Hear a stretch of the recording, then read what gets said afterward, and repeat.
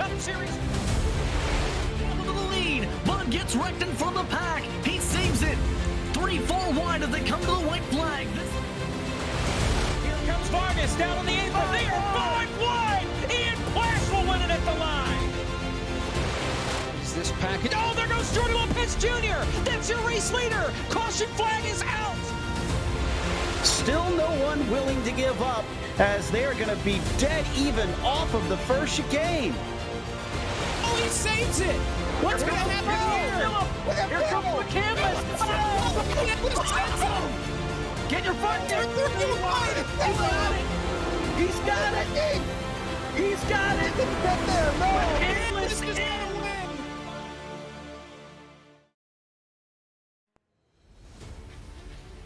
With the series filled with so many competitive drivers, and with the track that's filled with plenty of speed, the start of the Penguin RC Simulation Grand Am Series and its campaign for 2023 looks to get off strong with a visit to the National Park of Speed. This is iRacing's Virtual Road America, and this is the start of the brand new campaign.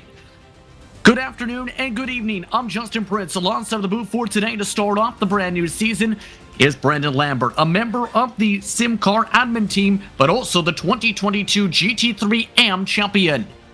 Lots of action in store tonight. Plenty of drivers getting ready to start a brand new campaign. To say the very least, Brendan, the expectations for many are high tonight. Oh, very much so. I can't wait for a brand new season. We had a great season last year. I think we'll continue to grow on what we started, and I can't wait to see what this season brings us. It's a new SimCAR campaign, which means plenty of chances to score points amongst the 8-race season, but plenty of chance to start a new in turn. Qualifying, getting ready to close itself up in the next 20 seconds. What are some of the major things we should keep an eye on this season with such a big talent pool in the season? I think the main thing to look for is the new prototype class. We're running the hybrids this season instead of the LMP2s. A little bit faster car, so should create hectic racing at times with the GT field. Go to a couple of different racetracks this season. 2 endurance races at Lasarth and Daytona, and those are hour and a half apiece, and our normal format is 15-minute sprint, 45-minute features, but wide range of tracks, a wide range of driver talents, and just should be an excellent season. The drivers are already getting themselves geared up for the sprint race on the card tonight. 38 entrants making their way to Road America. In turn, the drivers have already completed their qualifying and how they'll order through for that. 34 drivers put up times in sprint qualifying of note tonight. Amongst the notables in those prototypes tonight to keep an eye on: Sam Adams, Nate Stewart 1 and 2. Nate Stewart, despite no practice, just about a 10th off the pole. Blake Reynolds, just 2/10 back of the pole. Robert Lowry and Chris Sweat, the other drivers in the prototypes. Those competing, though, in the GT machinery: Cody Cosgrove put up the top time in qualifying, near identical to his best personal time in practice, with Kevin Fanning, Ray Kingsbury, along with Nicholas Johnson and Christian Yunwall, who led all drivers in practice, rounding out your top 10 overall tonight. 11th spot this evening features the first of the AM drivers. That is Marwan Mofta, who will start at 11th overall. Matt Kingsbury, Joshua Filyaw. Then it's Ryan Schoen in 14th position. Behind them is Jake Belton, also an AM driver. Trevor Greenfield, keep an eye on him from the mid-pack in 16th. Back there as well is Skeeper. He'll be starting alongside Lush. Navari Lush, should say. Then it's Kieran Forrest starting alongside Tianjen Wayne. Then it's Alexander Abedi in 21st overall. John Marchbanks back in 22nd with Tim Brokaw 23rd alongside Aaron Beaver. Jake Fisher, yes, that Fisher, in 25th, with Jonathan Taylor 26th, with Ryan Steinhoff in 27th. Daniel Miglin starts 28th, Dustin Lee Wilson, and Michael Berry the top 30. The last drivers to put up times for tonight's sprint race: Gary Freeman and Matthew Johnston. Josh Ondo. A lot to talk about when it comes to that driver. We'll talk about in a second. Tim Taplin in 34th. And the last drivers to enter today: Brendan Lambert, who is in the broadcast booth instead of the racetrack; Ethan Lane, Drew White, and Marcus Ciasco. The rounding out of the entrants of note, Ciasco missing the start for today's race. So with that, Brandon, the drivers get themselves ready to go. It is May 15, 2023 in Sim, which means a very hot track. Very different than the cool conditions of, say, the month of March. Expectations for today in turn? Expectations are pretty high for me. I expect a lot of crazy moves on some people's parts. I know there's a number of drivers who are very confident in their car, and a couple of people have changed manufacturers from last year to this year, so they'll have a new car to drive and try to get a handle on. But track will be slick. It'll be hot. We'll just see who has the bigger cojones when it comes to the race. Keep in mind, there is a start zone in effect once we complete this pace lap. That is after the pit entryway up the Road America straight. Drivers have to be aware of. Speaking of things to be aware of and things of note, one of the major storylines, or one of those to keep an eye on, one of the AM drivers were discussing this. How eager are they to compete in this series this season? How about Josh Ondo? He joined iRacing 1 month ago. These are the only events he's raced in so far. He has yet to start an official race ever in his iRacing career. It's all been SimRC competition as part of SimCAR. Yeah, that's a very interesting thing. I don't know the guy. This is the first time I've ever heard his name, and as when he signed up for the series. I didn't know this. He's only been on iRacing for a month, and he's never took part in even an official series. So be interesting to see how he gets the handle on this thing. Heading to the opposite side of the spectrum, though, when it comes to some of the drivers top towards the board today, Ray Kingsbury, well-known name, for example, expecting speed from. Who else should we keep an eye on today when it comes to the GT field today, in terms of your front runners, in your opinion? I think if one guy if he can keep it clean, will be actually Ray's brother, Matt. He's shown he's got pace. He just needs to keep it all together and keep his cool, and he can be right up there with his brother. Some other guys to look out for, of course, is Cody Cosgrove, former teammate of mine, very fast. And then we got some guys who qualified who I didn't think would qualify as low as they did, but Jake Fisher, Jonathan Taylor, these guys I've used to race with in Solstice, and of course a couple of FTF races here and there. But yeah, there's a whole line of people in this GT field that can give us a shock. Of note, when it comes to how things play out for this season, the Drivers' Championships have trophies provided for each category, presented by Penguin RC Simulation. That includes the AM Drivers' Championship, the Pro Drivers' Championship, the GT, and the Prototype. With points accumulated throughout the campaign, prizes provided in turn by Penguin RC Simulation, including per race credits towards potential purchases through Penguin RC, eventually leading to the overall championship, as high as $75 credit towards an order. And, oh, by the way, if you compete in most of the season, you get free shipping. February 24th, to be specific, as well to consider as well when it comes to some of the previous date margins, as we get ready for the start of this season. It's the start of March. It's the start of a new campaign. This is SimCAR, and this is the Penguin RC Simulations Grand Am Series, and it starts off now. Welcome to a brand new season. We're underway for Road America.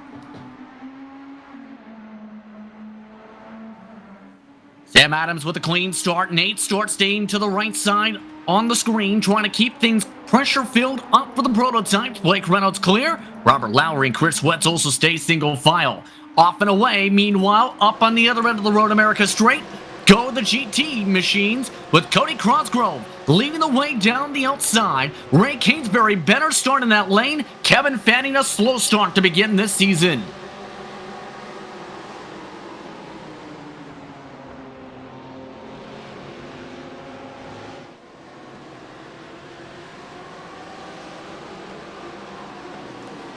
So a quick and clean start. One driver off in the background. 30 seconds place on the starting grid. One of the Johnstons. Outside of that, very clean to begin this brand new campaign. Brendan. Yes, sir.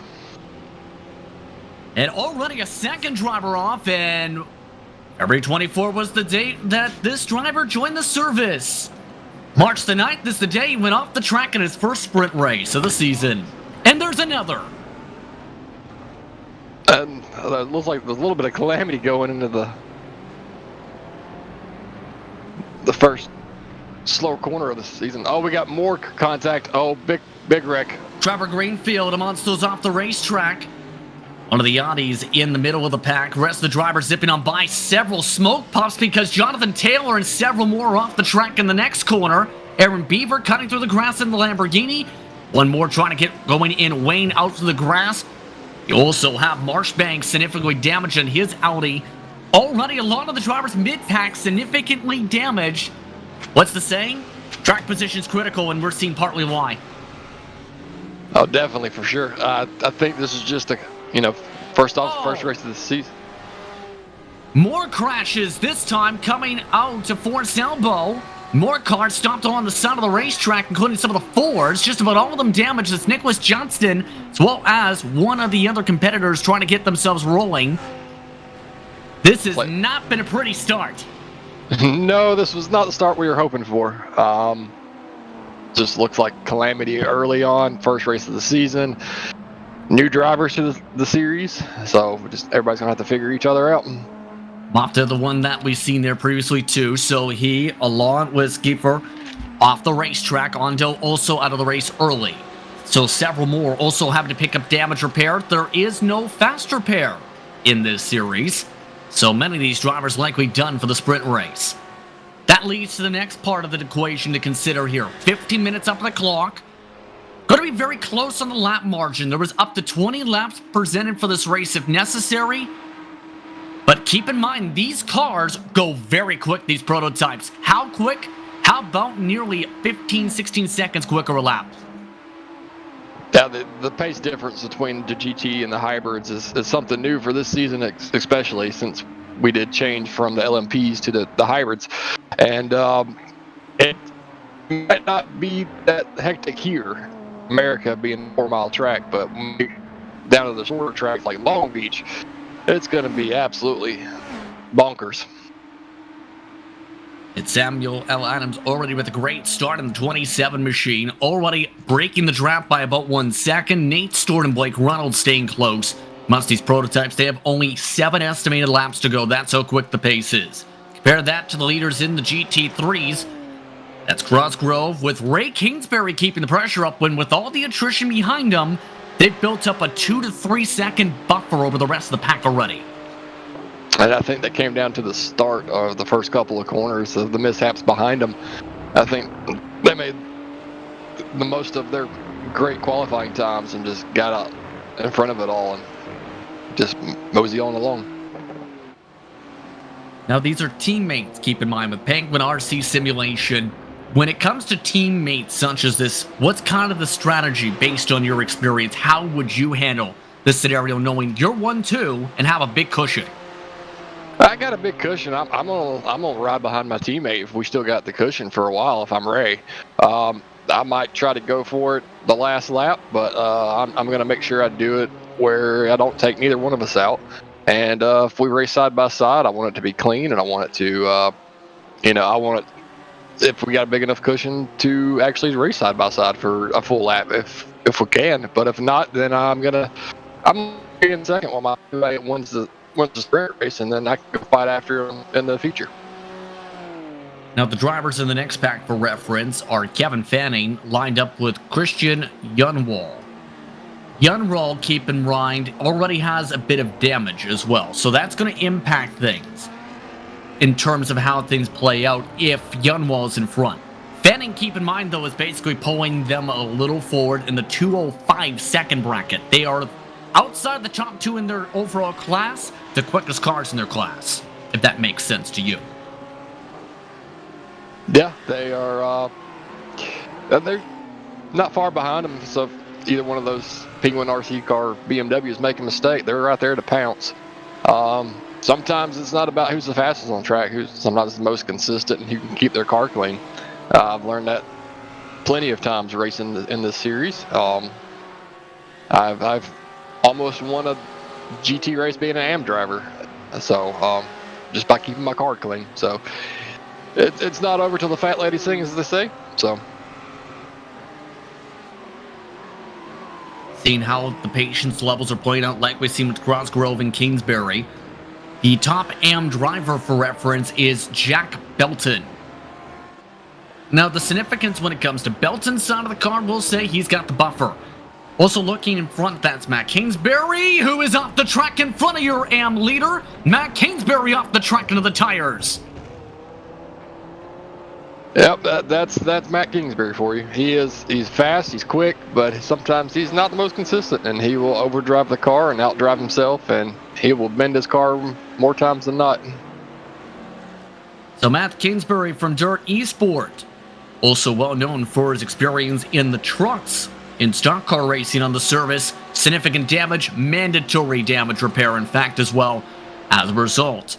So with that, by the way, Belton is 5th in the overall car type as the M leader as a result, but no drafting help as a result of that slide. Belton with the A in the name, and more cars in the grass with some of the prototypes zipping on by to lap them.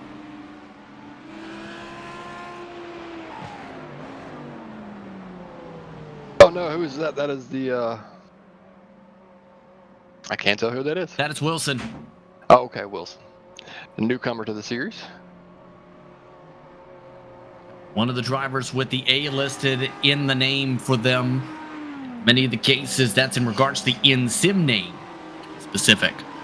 Keep track of who's class of which. But how would you play this in terms of the traffic today? This has already trimmed Adams' lead down to 6/10. How about 3 wide with some of the drivers at the back of the GTs? Oh, you got to be real careful through here. This is one of the tighter parts of the racetracks. 2 cars wide is about as much as you want to push it, and sometimes you don't even want to push too wide. Just got to play it careful and safe and make your marks at the right time. Sometimes you can just catch a car at the wrong time, though. Drew White trying to move to the right side of the track does. Nate Stewart lost a lot of ground getting around them, and Trevor Greenfield, though. So just like that, traffic giveth, traffic taketh away. But there is plenty more traffic coming up the Kettle Bottoms. Adams nearly runs over one of the Watson cars, moves to the right side around Brokaw and Barry. Now has Keenan Forrest up the road, one of the teammates. They are not waiting for a moment. The second the door opens, they're sending it, seems. You can tell that Sam Adams has a lot of experience racing multi-class. You can tell by the moves that he makes. Oh, and Blake Reynolds crashed with one of them. Blake Reynolds, who was one of the top runners in the class, has crashed trying to go through the traffic. He's brought Gary Freeman with him. Oh, no. That's definitely what you want to see. Blake Reynolds is definitely one of the fastest guys in SimCAR. And I know it's only the sprint race, but every point matters when you're racing for a championship, and this might hurt a little bit. And he's got a broken wheel too, so Reynolds in a sprint race may be done with about 5 minutes to go on the clock. Reynolds a huge part of the start of SimCAR, keep in mind. After his retirement from eNASCAR, one of the first things he did, started Road Course Series. And now he'll have to start a pit stop with 5 minutes to go in the sprint race to start off the new season. Let's take a look at some of the replays here. This involves the first of the incidents. This is Blake Reynolds on his first slide through the grass. This is from some of the traffic in the first place.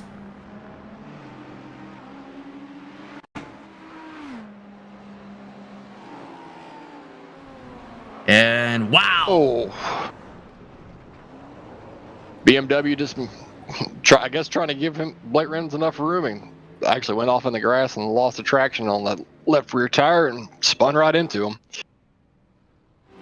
But this, Frank, is there a time where you say you have to hold on. Speaking of room, Nate Stewart finds some room on the left side of the track through Canada Corner, nearly off the circuit for the lead. Oh, this is a battle. This is what we're looking for. And as soon as they gets close, gets right back away with a GT car coming in the mix. That was Belton. Currently 10th overall still, as now Adams picks up an 0.8 of a second lead. Stewart on the prow in the Rise Esports machine. Yeah, Nate Stewart's got a lot of good pace, and for him to not even put a practice lap in the entire practice and come in here qualifying and just run a race, be battling for a lead, that's absolutely incredible. There are still a few more cars they have to deal with amongst the front runners in GT. There's a little bit of checkup for Stewart. That's Yunwald. That's passed now by. Adams now picking the 1 second advantage back as a result of the traffic management. So with this time period, with this traffic, it could be close on how many laps we get. It could be 2, it could be 1. That's how quick these drivers have worked today. I'm blown away by the speed of these prototypes.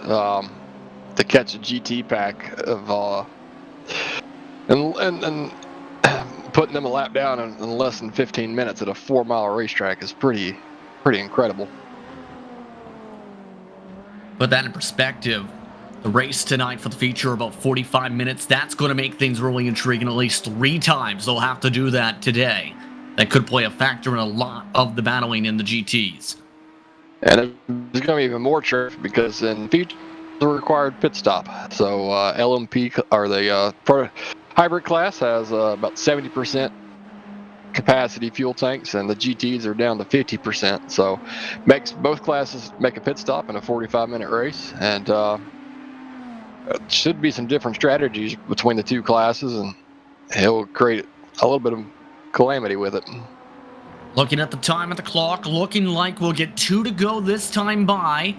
The difference about 20, maybe 30 seconds at the most between them and the time to be able to get the checkered, or rather the white flag for Bonnie the Flagman. For reference, the GT lead, Krausgrove and Kingsbury still close. Ray Kingsbury, 1 and 2. They've still held on to their buffer by a significant margin. How do you play this if you're Stewart? I think you got clear track in front of you. Looks like not many GT cars left in front. I think you've got to be aggressive and you've got to attack as we got more GT cars off. It's like one of the team Watch Racing. Yep, that's Drew White. And that's Aaron Beaver that's now trying to make some moves on his recovery drive, gaining a lot of time from White's mistake. Yep. And every point matters, especially if you're going after any kind of championship, because the GT class, the points they're all mixed together between the two classes. So if you finish second in the race in GT and you're AM, guess what? You still get second place overall points. You don't get first place AM points. It creates a crazy point system between the AM and the pros at the end. Beaver making a pass there on Drew White in turn.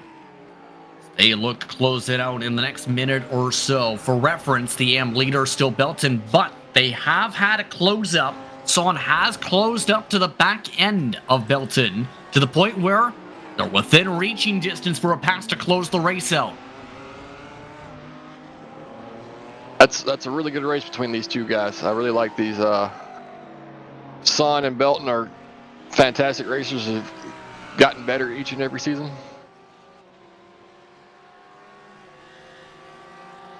Battle for 9th overall in turn on the racetrack. Staying within about 2 car lengths. Expecting the white flag this time. The leaders have already crossed the front straightaway. Adams and Stewart within half a second the difference. Adams picks up some dirt. Stewart trying to keep up on the exit, but a better run for Adams off to turn 2 and 3.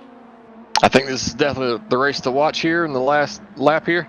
I think if Nate can get up to him, he can definitely give him a run for his money at the checkered flag.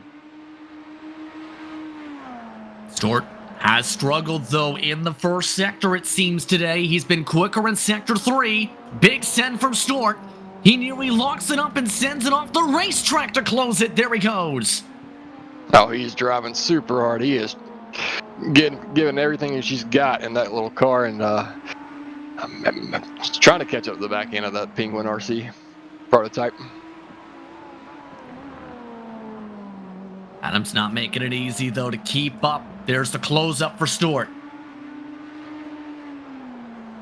Half a lap to go.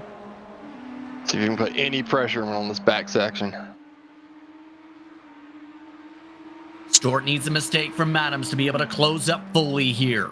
Adams hits a little of the curb. Stewart gains a touch bit of time, heading their way through Kettle Bottoms up to Canada Corner for one final time on board with Stewart.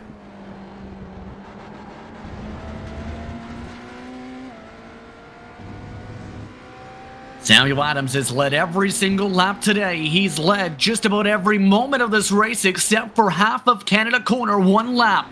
Coming out of the final corner to start off the sprint side of the card, it's Sam Adams who wins to start the season.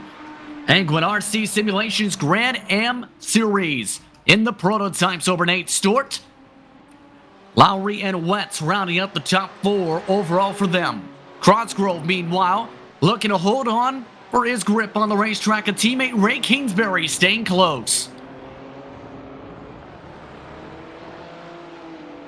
It's like Ray's trying to push just a little bit, try to catch up to Cosgrove, but I don't think he's going to have the pace to be able to do it. I think Cosgrove's got this one in the bag.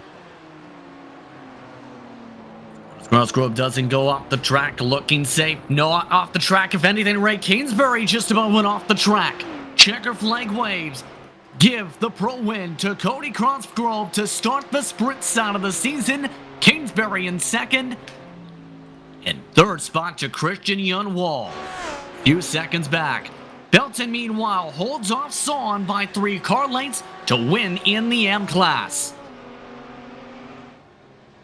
Just over the radio, you hear Brian Son give Belton congratulations on that one. Nice sportsmanship between the two. Still plenty of drivers yet to finish. Jonathan Taylor, the last of those who will finish this race in terms of positioning. So take a look at the Road America straightaway. Already a lot of discussion on what to improve, especially when it comes to the MGUK. Consider for the prototypes. Discuss that a little bit on the second half of today's event card. Drivers have another minute to be able to complete the race, and here's the thing. Drivers have to remember, there are still drivers who have a lot of time to finish this race. Taylor, the last of those who will cross the stripe, is all the way half a track behind the checkered flag.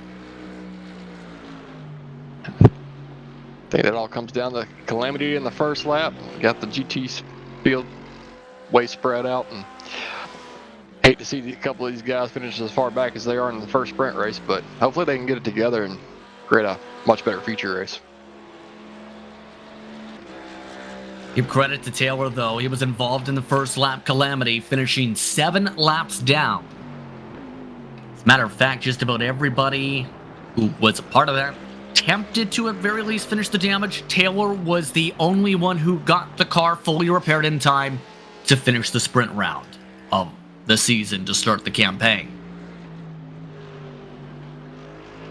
Will Taylor be able to finish this in time, though? He's only got 5 seconds. Nope.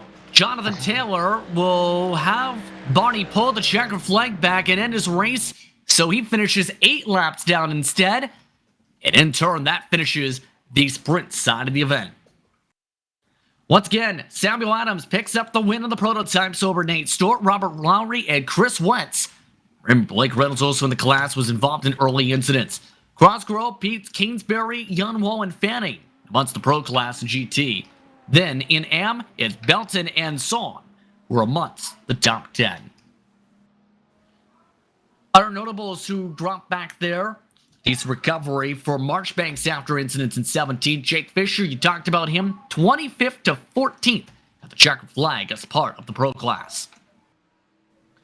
Blake Reynolds, as mentioned, DNF'd and turned 25th overall in the points, or rather in the standings. Matt Kingsbury, he was in a good position before his incident. He finishes 30th. And as mentioned, give credit to Jonathan Taylor, the last of those to finish. Everyone else below him did not finish their cars in time, and Brandon Lambert and his Ferrari did not make it on the racetrack because Brandon is in this booth. Yep. Unfortunately, don't have my sim rig together right now, so right now I'm sitting out the season until I get all that figured out. On that note, we'll take a break. Feature racing right after this break.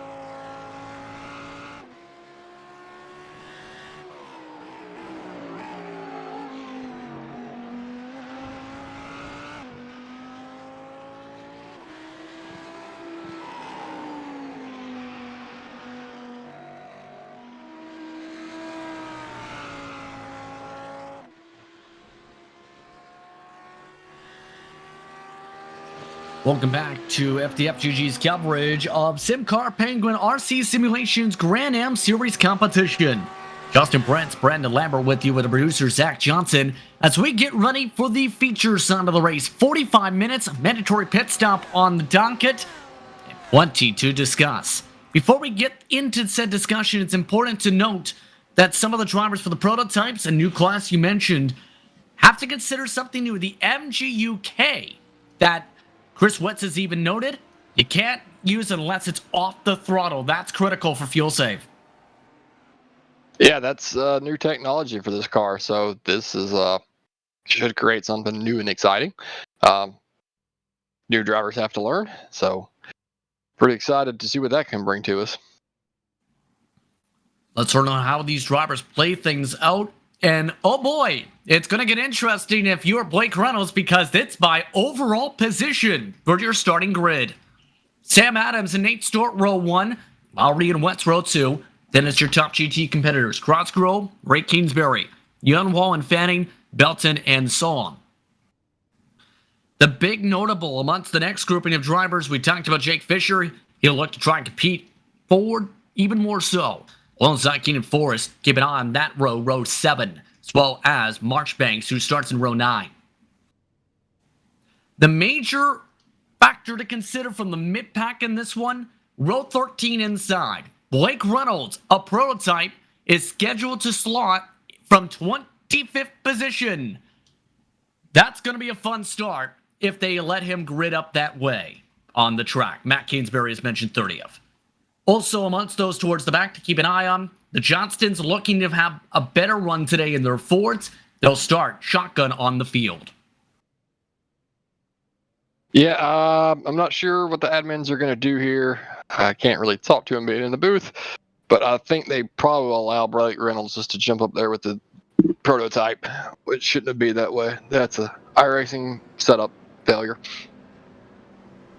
We're about to find out what they decide to do. There's already been communication involving Reynolds over the radio to his competitors here. It looks like he's already making the initiative himself to go up to the rest of the prototypes just in case. Let's put it this way. If he started back there, it would have been chaotic. Yeah, considering, well, the prototypes start on the initial green flag that the game throws, and then the GTs go in a restart zone. So, probably the best idea that he's going to go ahead and just jump up there in the prototypes. I will say, the one thing I've noticed with Blake Reynolds' his color scheme choice, it's very much a reminder of a certain other team of other colors. I'm curious of the inspiration if we get the chance to talk to Blake Reynolds later on today. Well, I know the gold, orange, yellow, and white and black come from the Penguin RC colors, but the purple I didn't put with the scheme. And anytime I think of purple, there is one person I always think about, and that is Mr. Frisch. Are you talking about Michael P. Frisch? I am talking about Michael P. Frisch. Anytime I see a purple car, that's the first person I think of. Okay. Either way, your keys to victory in this feature.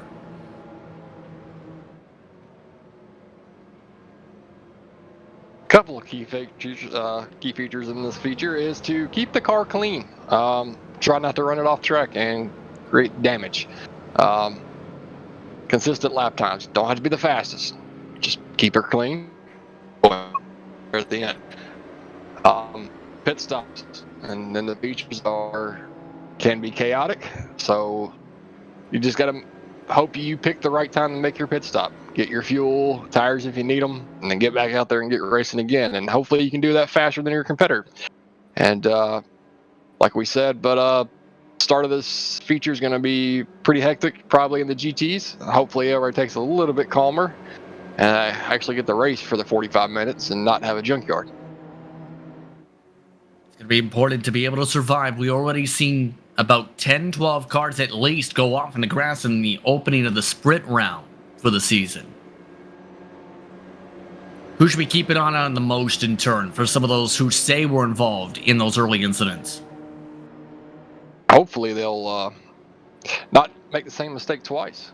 See if they can keep themselves clean this time and just be a little more careful and not try to make any aggressive moves. Just let everything come to them and then get to racing. 38 entrants in the field tonight for SimCAR Penguin RC Simulations Grand Am Series competition. And we're glad to have you with us here on FTFGG and glad to have you with us from iRacing's Virtual Road America. As the rest of the GT field works their way up through kettle bottoms, the top drivers of the prototypes are just about all set to go up the Road America strength to begin things off for this respective round. It's feature racing. It's all set right here and right now. We're underway from the state of Wisconsin. Great start by Samuel Adams. Nate Stewart keeps up on the left side. Robert Lowry with a much better launch. Backs up quickly though, stays out of it. Nate Stewart quickly gets himself towards the right side. A crossover Adams can't. Nate Stewart being aggressive right here on the start. I don't blame him. And see if he can get in front of Sam Adams and take that top position away from him. Side by side for that prototype lead, but this is all while the GT field is taking themselves to the green for the first time for the feature season. Control car Cody Crossgrove into the restart box. Ray Kingsbury on the left side of the track. We're underway with Crossgrove, a much better start. Off and away, and one car's already crashed to the back of that field. One car at Gary Freeman is off the circuit. The rest of the field off and away to start off their feature season. Going into turn one, got the top five already single file. Still two by two, looks like from sixth on back. Here in the case of Freeman, he was checking his fuel and drove it off the racetrack. Lots of drivers nearly driving themselves off the racetrack for the first run up to turn 4. Young Wall trying to make a move for second. All behind them, here comes the move chance. That is Lush on the right. Forrest backs it up, lets him have it. 3 wide for further on back. Got the 41, oh, almost spun. Cap it together. But what a good launch for Forrest. That is sawing on by, and there is Chris Wentz off the racetrack. Chris Wentz started off 4th in the prototypes and now has lost 6 seconds to them. In fact, Wentz has a broken car. He's done. Oh, looks like the left front suspension is definitely broken. I don't know if they can get that repaired in time for him to get back out there.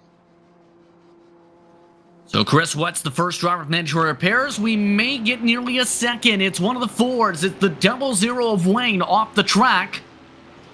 Another driver is also off the circuit up the road, and Marshbanks in the 37.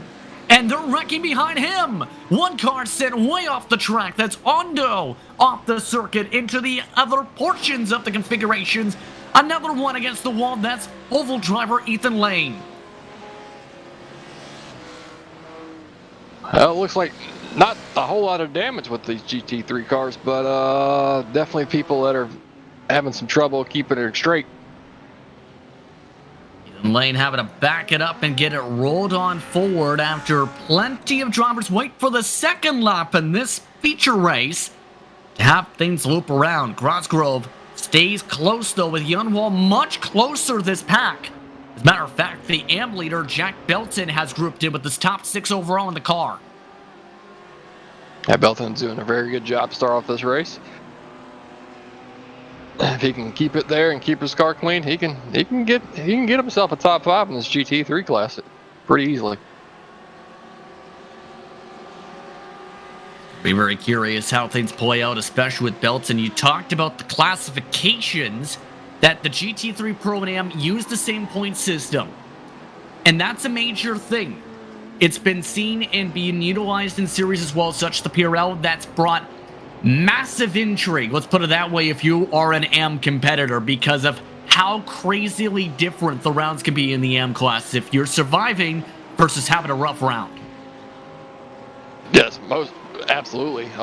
There's been rounds where I've finished 19th overall in GT, and my AM competitor finished third. He got a ginormous points break over me, but you know, the very next race it could be reversed, and then we're right back there together.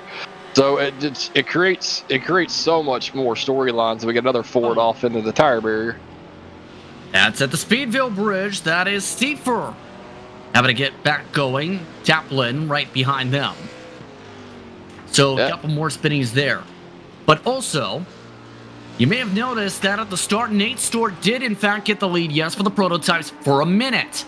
And then Samuel Adams passed on by quickly. If you are a splash and go designer, congratulations, both your cars are 1-2. You win either way. If you are these drivers, not so much. As they're already catching some of the GT people that have ran off the racetrack. I wonder if Sam's just took better opportunity against the traffic, and as BMW spinning again.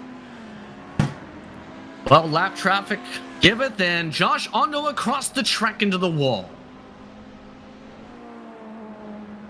Welcome to iRacing. Welcome to lap traffic. If you're the leaders, Nate Stewart looking to take advantage. Blake Reynolds is about 1 second or so back from this. Yeah, honestly, I think I'd much rather be in Blake Reynolds' shoes than Nate Stewart's right now. Oh, a major dive up the road. Reynolds now going to have to get around the Ford of Skateford. Stewart just about at the side of the green Ford. Stewart with the bobble. 2 more cars in front. Wayne and Matthew Johnston quickly move to the right to open things up.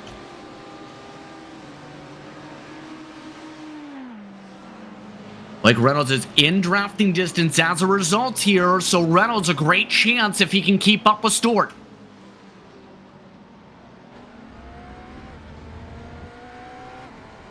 One of the drivers providing camera viewpoints today, Blake Reynolds himself. Here's a look at the Houston, Texas-based driver who has to work through the Hornet's Nest, nearly hitting lap traffic. Nate Stewart now in the battle for second with them.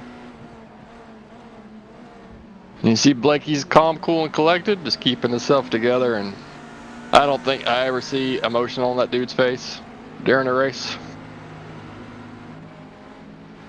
In my time when working as a pit reporter for a certain NASCAR series, he always made the effort to say hello. Oh, Mercedes in the wall behind.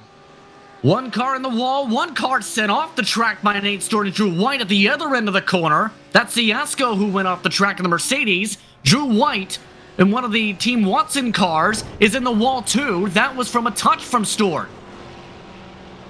Ooh, the Stewarts are not going to be happy with Nate Stewart. Even though they are the faster car, they still have to give the GT cars plenty of respect. Or traffic, though, for Sam Adams. The lead up to 1.6 seconds. They'll have to do this a few more drivers, to say the very least. To say the very least. I'm not sure exactly how many GT cars we got tonight, but this is definitely a good-sized field, and I'm really glad we're at a 4-mile racetrack for our first race.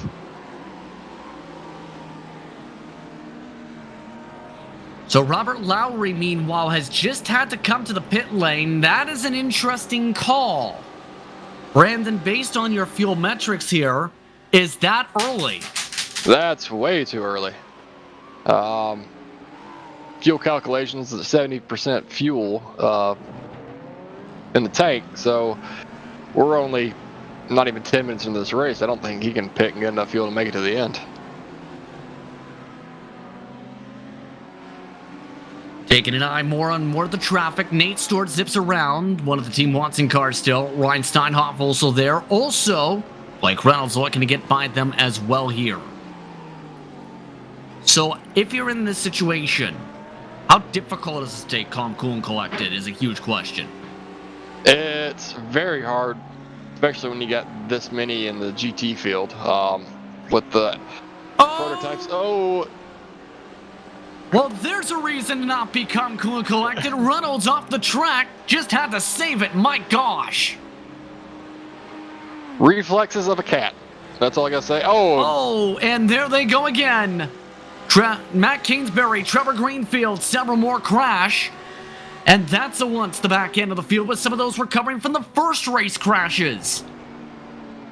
I wonder if that started all with Blake Reynolds going off the track. Oh, what happened to Nate Stewart? He's off the track. Left front bent really very hard. Is he crab walking? No, he's not crab walking, but he's definitely got severe damage to that left front.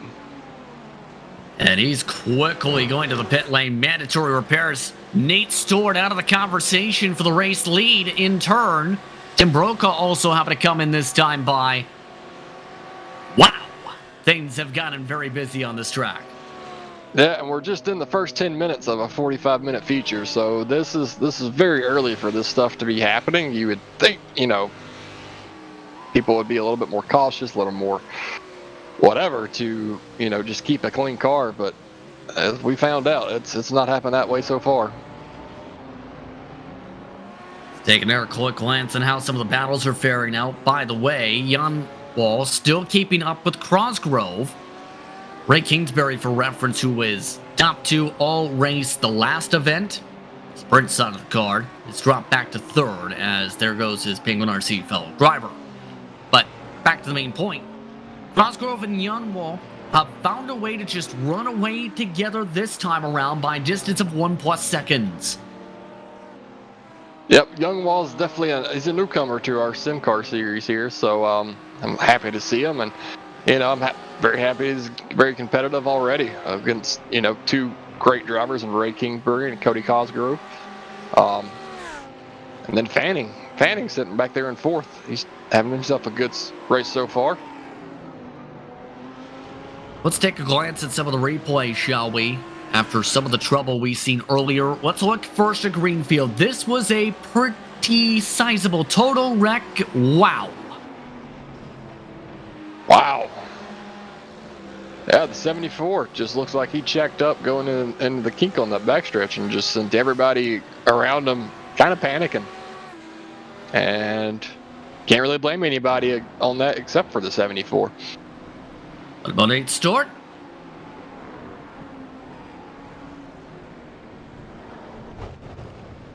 Just got caught up in something that wasn't his problem.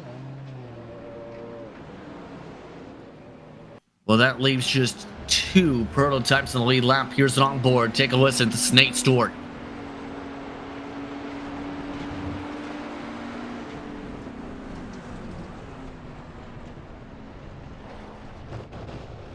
It looks like he just had nowhere to go. Looks like Belton went off the track, and then Team Watson Racing BMW was trying to give room, and Nate had no room to go to. So with that, only Adams and Reynolds left on the lead lap in regards to their respective class. Great battle right now for the overall GT lead. Young Wall all over the back of Cosgrove. Youngwall tried to take a little peek, couldn't get around. Now he looks to line it back up on the Audi, the BMW in front. 2 very different cars, 2 very different driving styles. One heck of a race. Justin mark is going to be how these drivers position themselves when it comes to the respective pass. Youngwall still staying close. No major runs quite yet when it comes to how things play out here. Keep in mind, these respective types of cars and tracks did have some updates in the iRacing's new build. That includes the gravel properties we've seen that make it so where the cars go slightly faster to stop, but more so in respect to this type of racing. Improvements to stuff such as the ABS system, suspensions, as well as how you save fuel. It could get more tricky here as the race goes on strategy. Definitely can. You got to worry about anybody that goes off in those gravel pits, bringing the gravel back on the racing surface. Could cause anything to happen if iRacing has brought that in too. And one of the major talking points when it comes to that is you can't, with the engine, be able to disengage by the clutch at the racing speeds to save fuel. That was a certain protein method by several different dozen organizations. That is no longer the case, but even bigger, less drag in the cars. Less drag does create more speed. I do like the trying to get rid of the fuel saving glitches that you could pull off in the game sometimes. Makes it so it leaves it more on the racetrack instead of trying to come up with strategies. I think it puts it more in the driver's hands more than of driving abilities instead of what I would call maybe cheating the system. But I like the changes that iRacing has made. I especially like it for our series. Still keeping things close, Cosgrove and Yunwall. Speaking of drivers with troubles, that's a Lamborghini in the wall. I think that's the 64. Yes, that's Michael Berry. Not having a very good night after that spin. Pun intended. Good job. GT leader still battling very hard. Cody Cosgrove is hanging on, but he's got side by side right now. Youngwall. Here he goes. Youngwall having a lift off, may have touched him. Cosgrove able to hold on after the little shovey. Very tight, high-speed part of the racetrack. I don't know if I want to be side by side anywhere in that section. That allowed Ray Kingsbury to close back in within 1 second of Yunwall, so now making a 3-car battle for the race lead. Now it's been made pretty clear how tight this can get amongst them. How do you play this if you're Yunwall, knowing you have the stop to factor in? I think you still got to be aggressive. I think Cody's showing the man that he needs to beat, and so I think fuel strategy comes into play of some port. I think if you think you're faster than Cosgrove and you can't pass him on the racetrack, I think you got to undercut him in the pits. Pit a lap earlier or two before Cosgrove does, and see if you can get out of the pits quicker than he does. Keep an eye and see how the things play out here. And for those curious in terms of the cars themselves, the models, minimal changes outside of a change to the dash display for the current manual of a car for the BMW and adding pedals to an interface in the Audi. Still though, these two have been very close to each other on the pedals and looking to get up on those dashboards. I'm very happy with the racing that I'm seeing so far at the front of this GT class. Don't count Ray out of it. I think he's just maybe biding his time, letting the clock run out, and maybe he can be right there at the end and let them have a three-way battle for this lead. Tough thing is, despite that, Rick Kingsbury has lost that 1 second buffer that he did close up.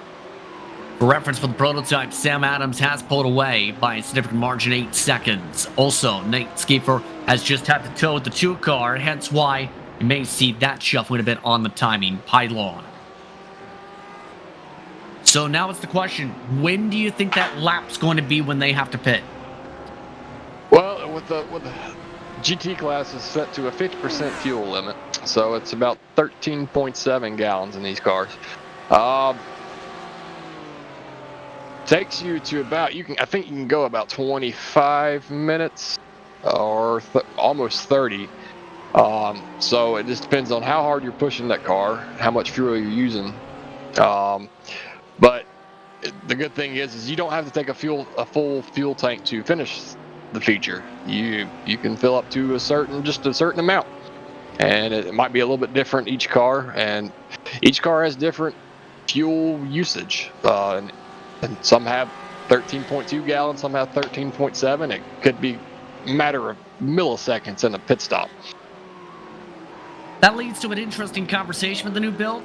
One of the newest features that some have been testing out, some are a little nervous about, the auto fuel button. Yes, you can now auto fuel to the amount of fuel based on how much you need by the lap delta for the end of the race.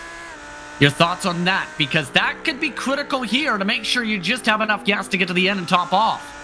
Yeah, I think it takes a lot of the calculation out that you might try to do in the middle of a race.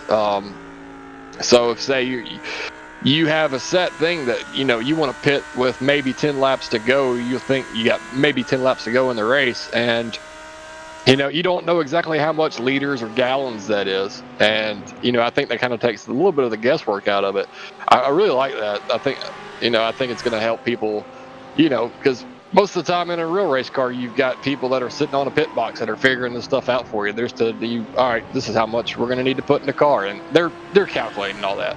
You're in a race car, you really ain't got time to think about that kind of thing. So I think it takes a lot of the guesswork out of it, and I think it just it puts more action back on the racetrack again, and that's what I like about it. Speaking of action, Yunwall got a good run going up the Run America straight there. And it looks like he's electing a fuel save, just matching the speed to be able to have less time, because there's the other part of that critical calculation. If you let it do the auto fuel, let's say, and you only need the 1 lap cushion in the fuel tank to get to the end of the race, think of it this way. That's a couple extra possible tenths, if not a possible second, you can save in the box now, instead of going to a specified number. Absolutely, yeah. And if you're in the draft and you can keep your throttle at 50% while the guy in front of you is running matted to the floor, that's just a tiny bit of fuel that you're saving. Yeah, and hence the thought process there potentially on the roadside. It is something utilized too now on the oval side. Those listening for the first time who have not tested out that feature, for the old method, make sure you uncheck that in the future. Yunwall looking to check into the inside line, can't find his way around Cosgrove, having to check up again. Yeah, he's staying right on the back of Cosgrove. He has not left that rear bumper, and I'm pretty sure Cosgrove is constantly checking that rear mirror in every turn. Michael Berry, of note, has towed his car in the past minutes, so now Michael Berry, one of the M drivers out of the race. Belton's still the top M running driver with a decent cushion over Forrest. The difference is a few seconds. Good to see Forrest up there in the top 10 of the GT class. More known for his rally side of things. He's really good in the rally Ford Fiesta RX cars, and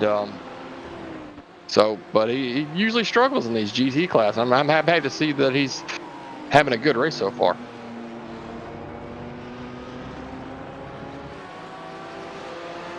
And one of the closest battles on the racetrack, and they have interclass lap traffic to deal with. Josh Ondo, the first driver they'll have to deal with in terms of their own car's traffic soon. How does Cosgrove play this? They're already snaking with Ray Kingsbury taking the pit stop. Well, that's very interesting by Ray. He may thought of something that nobody else has thought of, and catching traffic in the GT class. People that are slower than you. Oh, and a spin!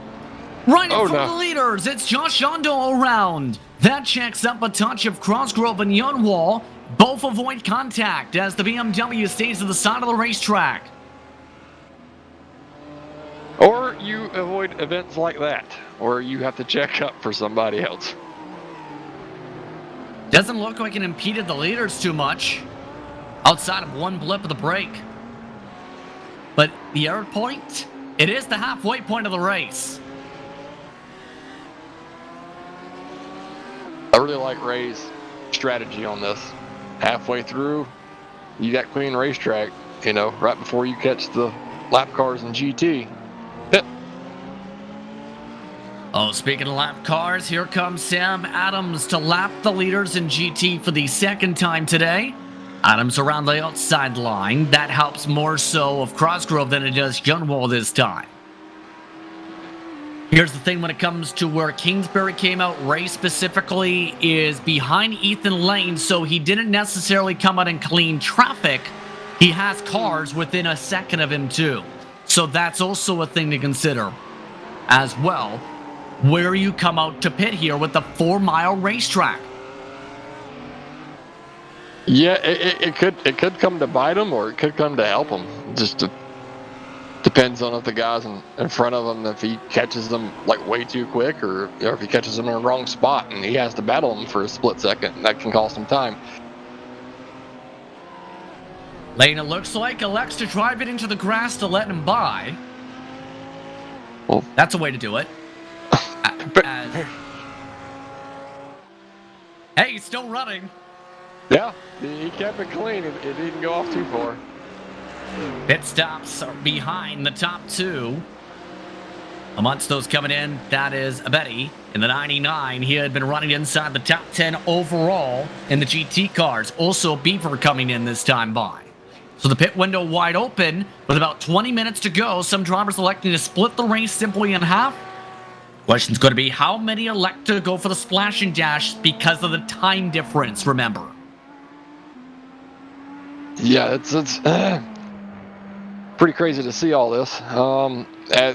You'll see different strategies every different race, and makes the racing absolutely incredible in my view. How so? Well, you got different strategies. You know, it just people.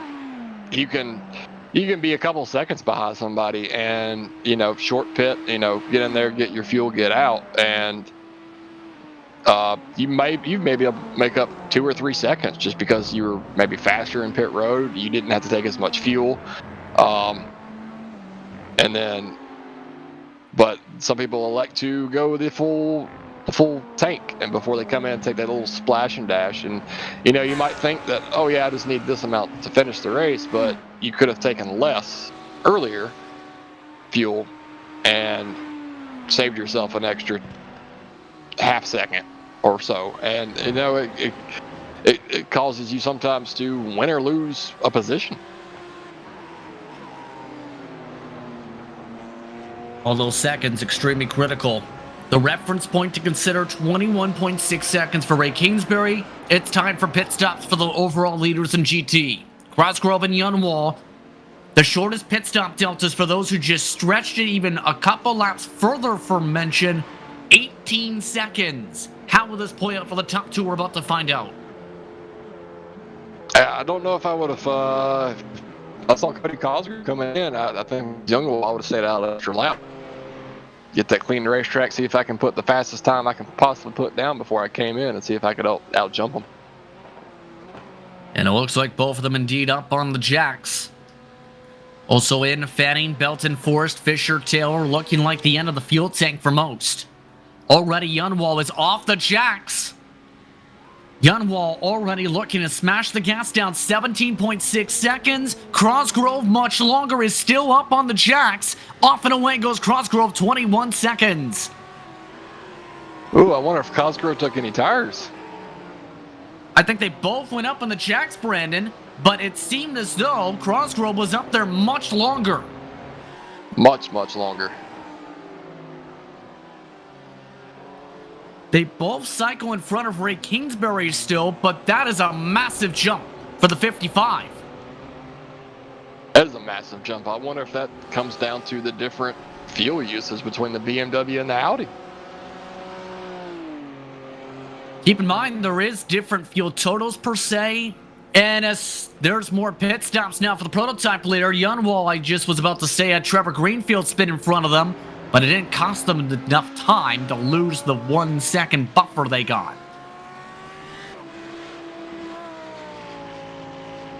This is definitely Yunwall's race to lose now. He's got a giant buffer over the top of Cody Cosgrove. Part of things also going to be how much fuel ended up being enough to be able to make it to the end on the gas tank.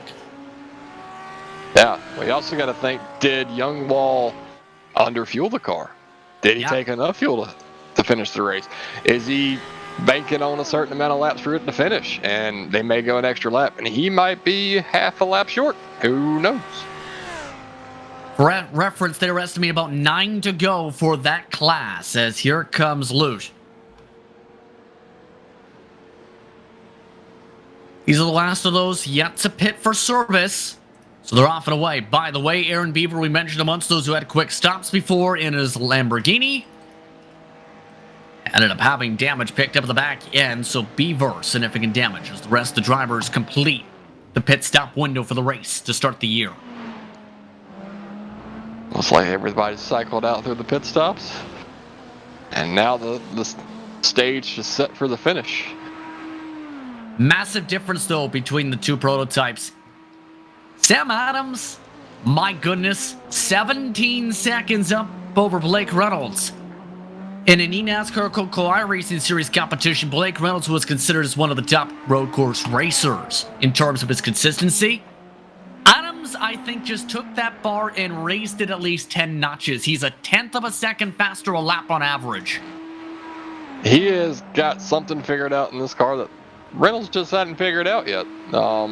Reynolds is a fantastic road course racer, and it could just be something of the niche of this car. Maybe Adams just figured out something, in this car that he really likes and, can take advantage of. And maybe Reynolds just doesn't have quite that edge yet.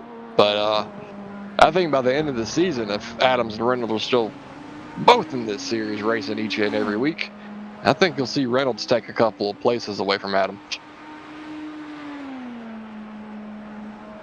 And the reason to keep hitting upon that, when it comes to Adams, he also, too, was someone with significant NASCAR experience, as one car experience is a technical issue. But in all seriousness, very impressive run tonight when it comes to this advantage, to say the very least. To say the very least, yes.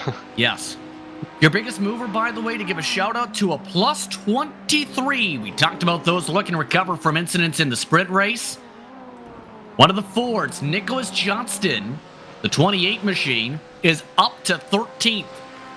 They are 11th overall in their class now, 2 in their car make. They started 36th position in this event for the feature. Sometimes all that takes is just to keep itself clean, and this is what you can do. I'm really happy to see that the biggest mover is a Ford, because this was a car that was petitioned for by the drivers of the series. We usually, and last year we ran the standard M's of the thing with the LMP2s and all the GT3s except the Ford. The Ford got left out.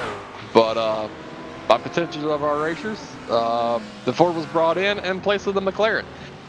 And I'm happy to see that somebody's out there doing pretty decent, and as we see Matt Kingsbury off the road. Kingsbury, significant damage. That was on his own. So Kingsbury off and away. So Matt Kingsbury, not mandatory damage on the bright side for his respective race. But to get back to the discussion with the Ford is one of the oldest cars on the platform too, and that's the thing. If you put the Ford on the right tracks, you can sneakily move in the top 5 with them, because they are really strong, in fact stronger than some of the most modern cars on the platform on the speed tracks. Yeah, they carry a lot of speed, especially in the straights and some of the high speed corners. Their weakness is, of course, is anything that's rather technical, but at this track could be a great track for the Ford if you put it in the right hands. And I'm happy to see that we had some takers. I'm happy to see that the admins actually said, all right, yeah, we'll do what the drivers want, and actually put the Ford in. It took a little bit of work to get it to work with the number location stuff, but we made it work. Some of those Fords have been putting in the work in the feature today. Now, I think it's important to at least touch upon the schedule a bit more in depth for this season. We mentioned the sprint of the feature. You have Road America, Sebring, next time out, March 23rd. It is contrary to make sure it doesn't overlap with RTP. There are 2 endurance rounds, though. The French countryside and Daytona are critical ones to put a circle on. The rest of the rounds after that mark or between them are the sprint and feature format. Yeah, we last season we introduced the first endurance race into the series, and it was a 2.5-hour race, and it was we decided those were a little bit too long for the competition here, so we decided to shorten them down to 1.5-hour endurance races and go to two a season. And a little special note about the endurance races: they are worth double points.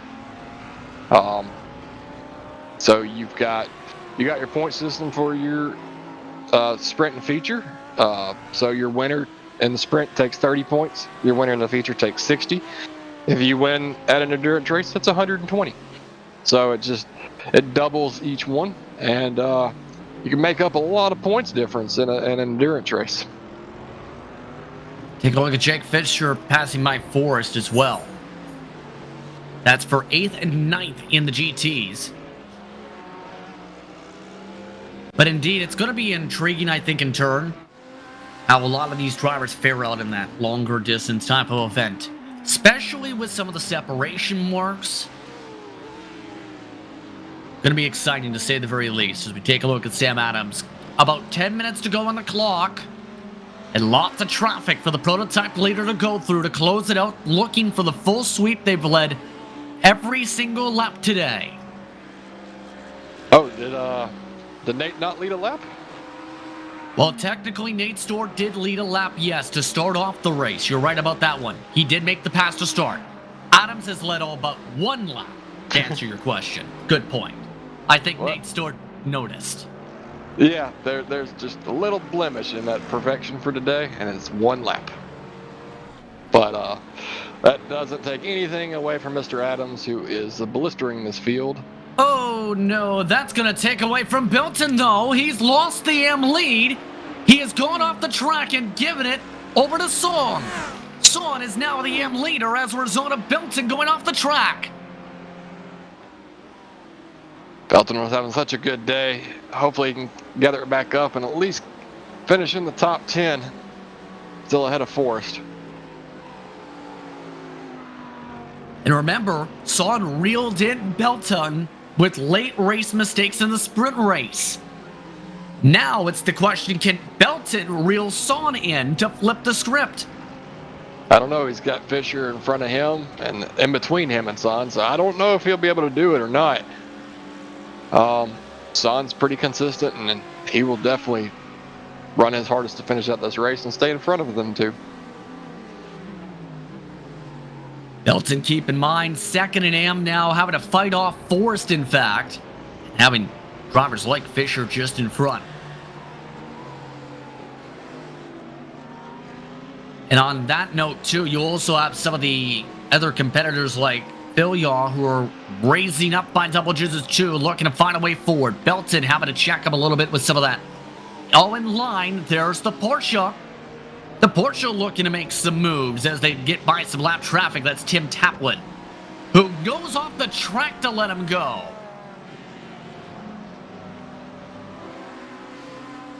And in the middle of all this, here comes Mr. Blake Reynolds.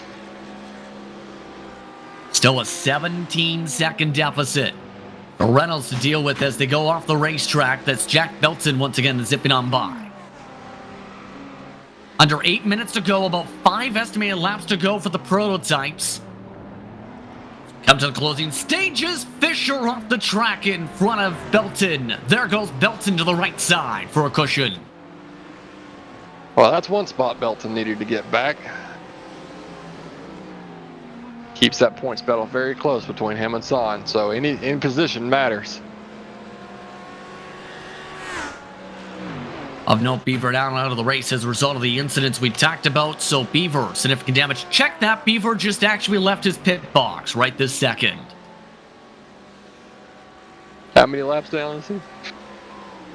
He is, for in case of Beaver, 5 laps down.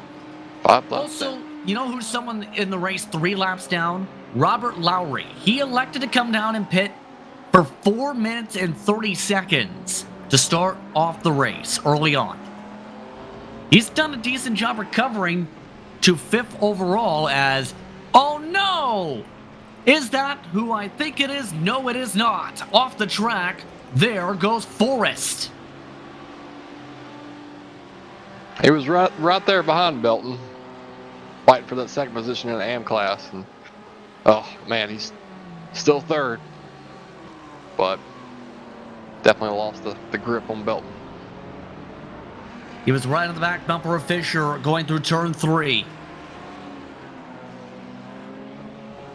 Now as a result, Belton much bigger the buffer in turn as Lowry says hello, meanwhile, to a car. That car is Cody Crossgrove.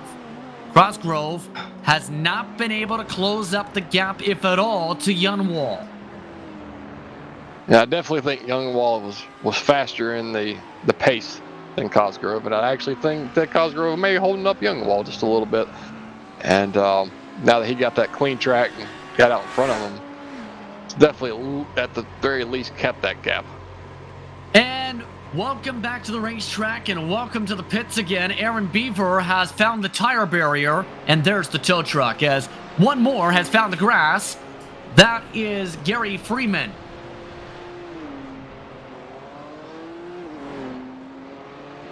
The grass is not your friend. So Gary Freeman, one of the AM drivers, back in 21st points position. In terms of the GTs, line for 10 points. Survives the next few laps. That's Brian Son, who zipped on by him and actually lapped him, in fact. And currently our AM leader. Good day for Son, though. A second and a first in terms of AM scoring. Good start to a championship. That's a great start to a championship run. We also got to talk about Brian Son, because Brian Son is also the owner of Penguin RC, who sponsors our series here, and much other things that he does. I know he sponsors a couple other series, but we love having him here, and he's been a great help to our series and believes in what we do here, and I love having him on board. We talked about a touch bit in terms of some of the sponsorship, too, in terms of the prizes. He's giving drivers a lot of opportunities, mind you, to where if they want to get their own RC cars, let's say, from Penguin RC Simulation, guess what?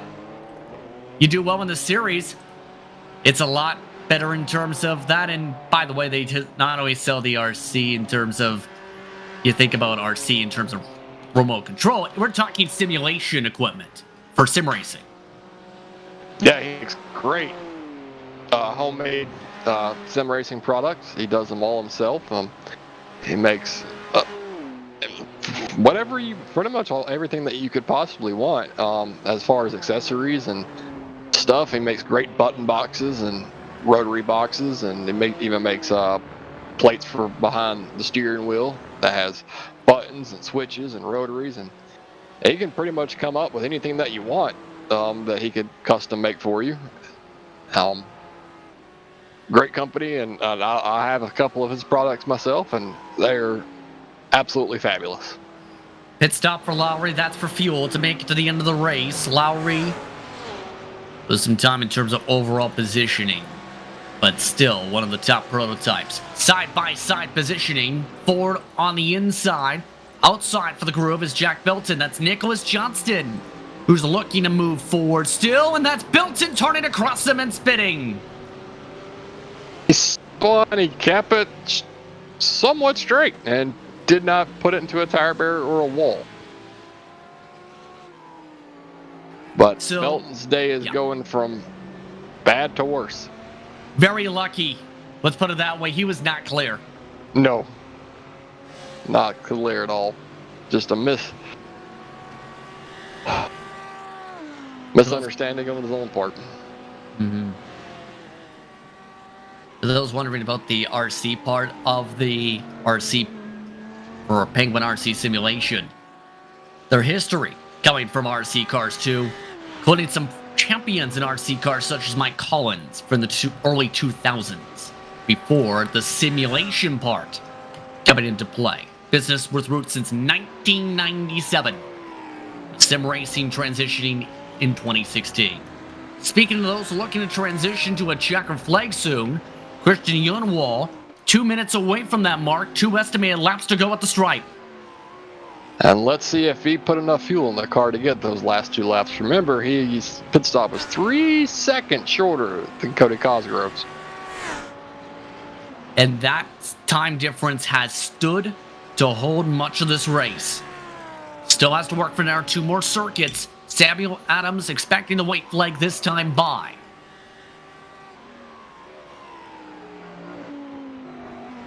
And for somebody that had the much shorter stop, he hasn't shown per se the need to save gas. He hasn't been clutching coasting, for example. He's just been driving it. Yeah, he's been giving it everything he's got every lap, and he's definitely not let off the throttle at all. But Cody is not that far behind him if he does make a mistake. That's going to be the critical part because they still have Dustin Lee Wilson, who may be in range to be lapped on the final lap. Very good possibility. Amongst those still battling, Nicholas Johnston says hello to Dead Zone Racing's Joshua Filyaw. Filyaw having it go yeehaw on the steering wheel with the curbing as Johnston holds on to the spot.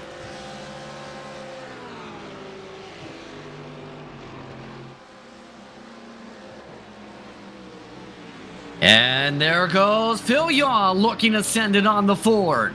The main and tail car off to the right side. Filyaw on the left side under the Corvette bridge. Coming up to the final few moments of the clock for the white flag this time. Final lap already triggered for Adams. What a move by Filyaw. That was absolutely incredible. That just shows the power of the brakes on the Porsche. Time out on the clock as Filyaw up 17 spots, 26 spots for Johnston. Incredible recovery drives from the rough early parts of the day. Jake Fisher on the downslide to close out the round.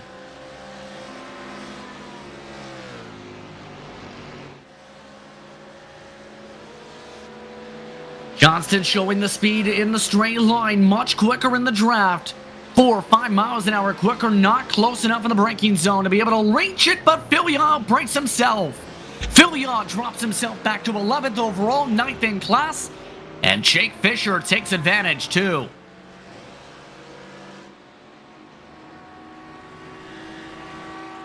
All this as well, Sam Adams has dominated the day. All but one lap led in this entire event. Top qualifier in the sprint race, in turn, has put on a clinic since the issues with Nate Stewart with the traffic. Sam Adams put a staple on this race. Sam Adams gets the full round sweep. He wins in the sprint and closes it out with a win in the feature to start the SimCAR Penguin RC Simulations Grand M Series season. Couldn't ask for a better start out of Adams. Blake Reynolds getting behind the battle for position, looking to try and watch them fight. That's Miglin and Lane up the road. They take a checkered. That was already their end of their race. Blake Reynolds letting them fight it out. Good move by them. Youngwall does have to deal with lap traffic. Dustin Lee Wilson, one of the M drivers, the only one barrier between him and the checkered. Does Youngwall wait or does Youngwall try and just zip on by? Looks like he's being very patient right now. Does have a 3-second gap. Oh, and a bit of a checkup for Youngwall. Doesn't have to make the move, yo. Youngwall stays behind the lap traffic, coming to the checker flag. Youngwall does it on pit strategy to win in the pro class. Christian Youngwall wins at Road America. Great drive. Second spot for Crossgrove. All this as well. Brian Son on the day had one mantra: keep it clean, let the positions come to him.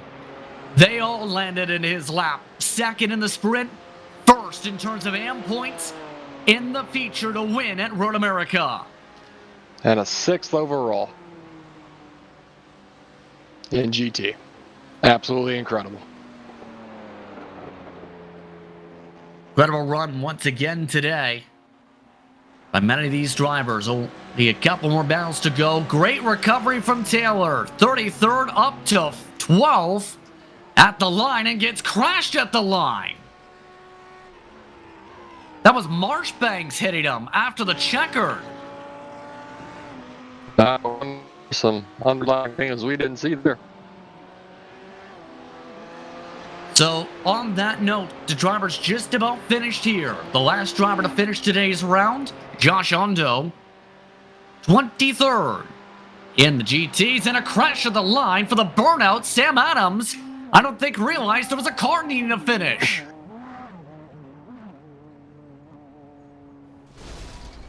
I think Sam doesn't know he can finish, and I think he just blew the engine before he can do the burnout again.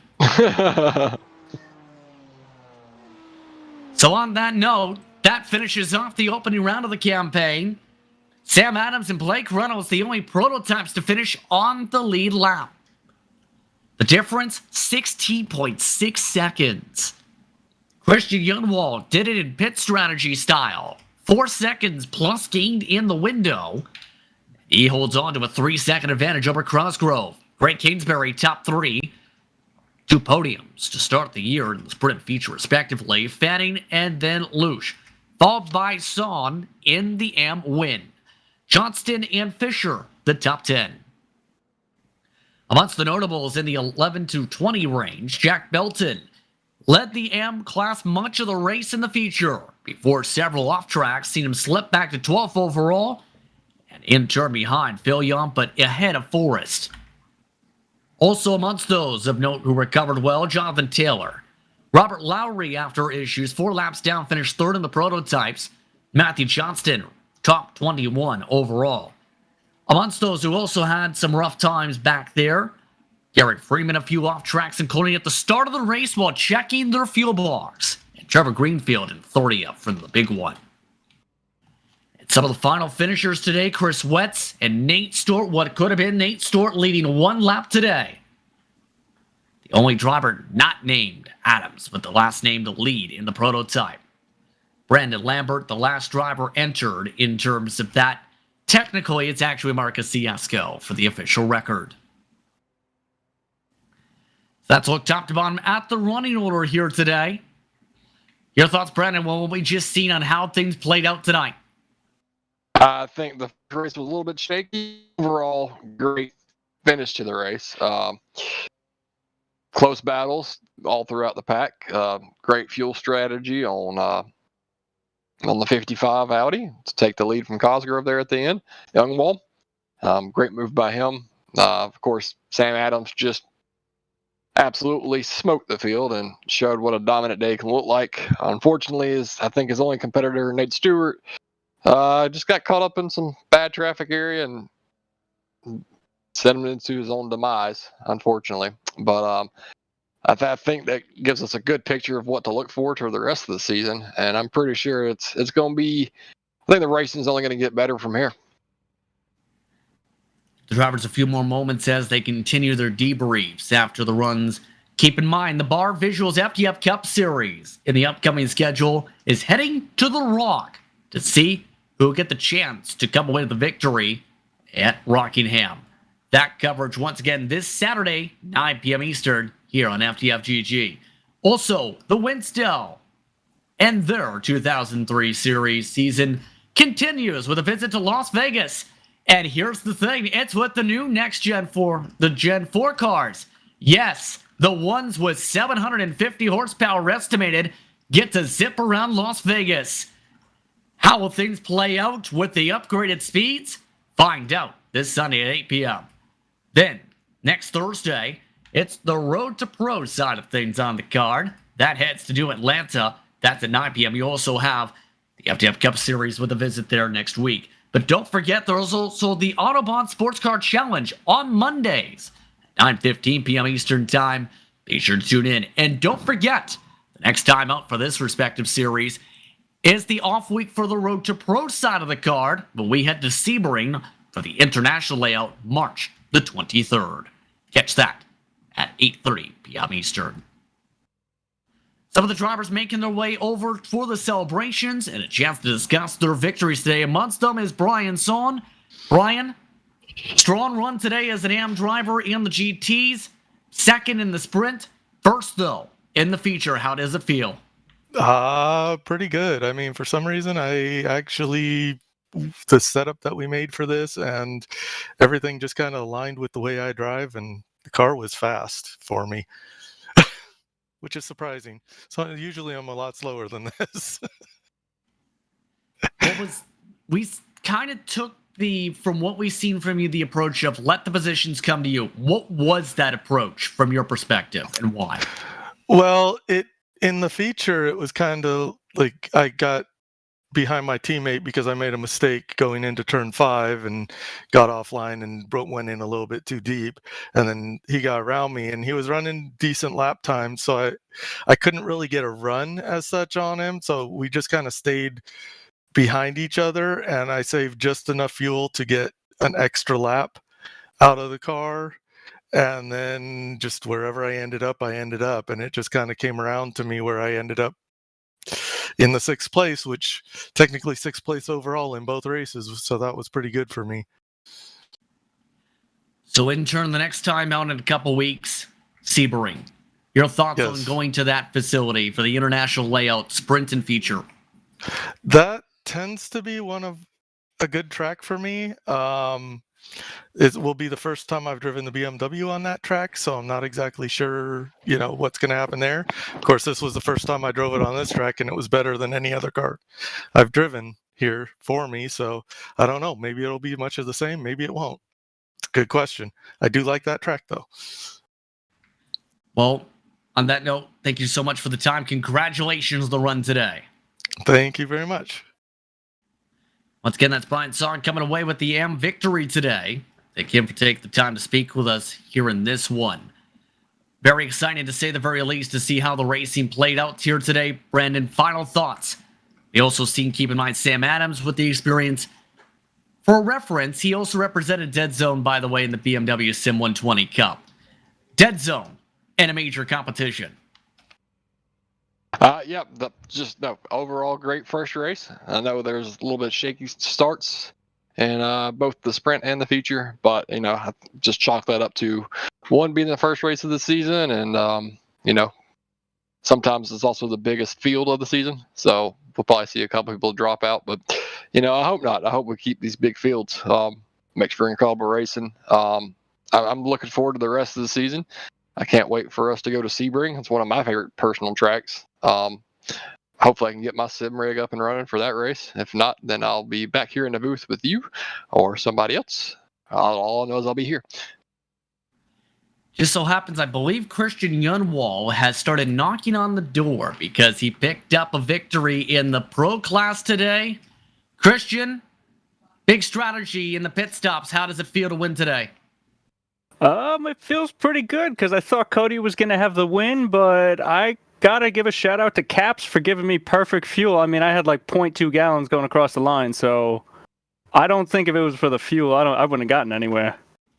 So that gives a bit of a confirmation. You did not use the new auto refuel feature today. I did not. I did it by hand. I was looking every lap and praying it didn't go another. So, with how close the fuel was, we didn't hear necessarily the clutch and coast. How difficult was it to make sure you didn't get out of gas for that 0.2 difference?